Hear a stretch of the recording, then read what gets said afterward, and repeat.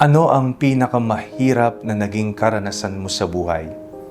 Ako po si Father Fiel Pareha at ito po ang ating segment, ang Daily Devotion, na kung saan tayo po ay magdarasal, magbabasa at magninilay kasama ng salita ng Diyos sa buong taon. Manalangin tayo.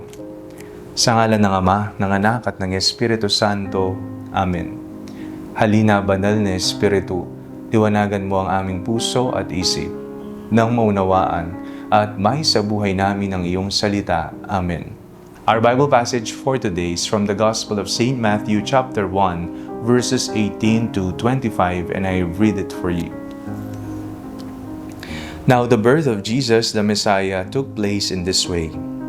When his mother Mary had been engaged to Joseph, but before they lived together, she was found to be with child from the Holy Spirit. Her husband Joseph, being a righteous man and unwilling to expose her to public disgrace, planned to dismiss her quietly. But just when he had resolved to do this, an angel of the Lord appeared to him in a dream and said, "Joseph, son of David, do not be afraid to take Mary as your wife, for the child conceived in her is from the Holy Spirit.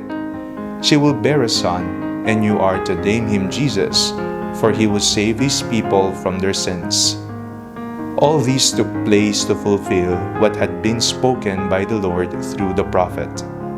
"Look, the virgin shall conceive and bear a son, and they shall name him Emmanuel," which means God is with us. When Joseph awoke from sleep, he did as the angel of the Lord commanded him. He took her as his wife, but had no marital relations with her until she had borne a son. And he named him Jesus. Ano na po yung pinakamahirap na sitwasyon na naranasan ninyo? Kung maaari po ninyong balikan ang inyong buhay, ito po ba yung mga panahon na kung saan walang-wala, walang laman ng bulsa, walang laman ang lalagyan ng bigas, walang pagkain sa mesa, walang trabaho? O ito ba yung mga panahon na iniwan ka ng asawa mo, ng mga anak mo, o inabandona ka na? Anong panahon ng iyong buhay ang masasabi niyong ito po ang pinakamasakit at hindi ko makakalimutang karanasan? Sa ating pong binasang Ebanghelyo, napakinggan po natin si Jose. Nasa sitwasyon siya na iniisip niyang hiwalayan ang Birheng Maria. Pero dahil nagpadala ng anghel ng Diyos kay Jose sa isang panaginip, sinabihan siya ang tungkol sa plano ng Diyos.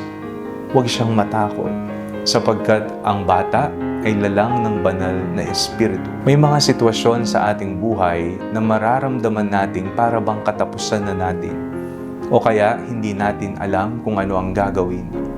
Ngunit sa mga sitwasyong ito, nagiging mas matingkad ang kalooban ng Diyos sa atin, ang plano ng Diyos para sa atin.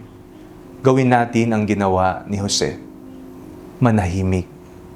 Tayo muna ay magpahinga kasama ng Diyos.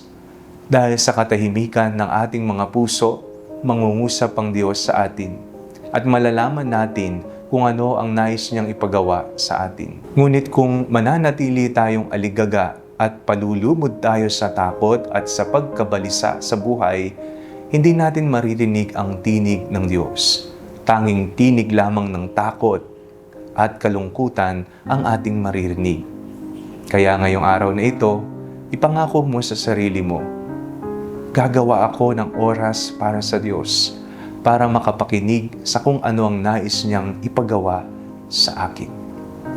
Manalangin tayo. Panginoong Hesus, salita ng Diyos na nagkatawang tao, nawa mangusap kang palagi sa aming mga puso araw-araw upang malaman namin ang iyong banal na plano sa aming buhay.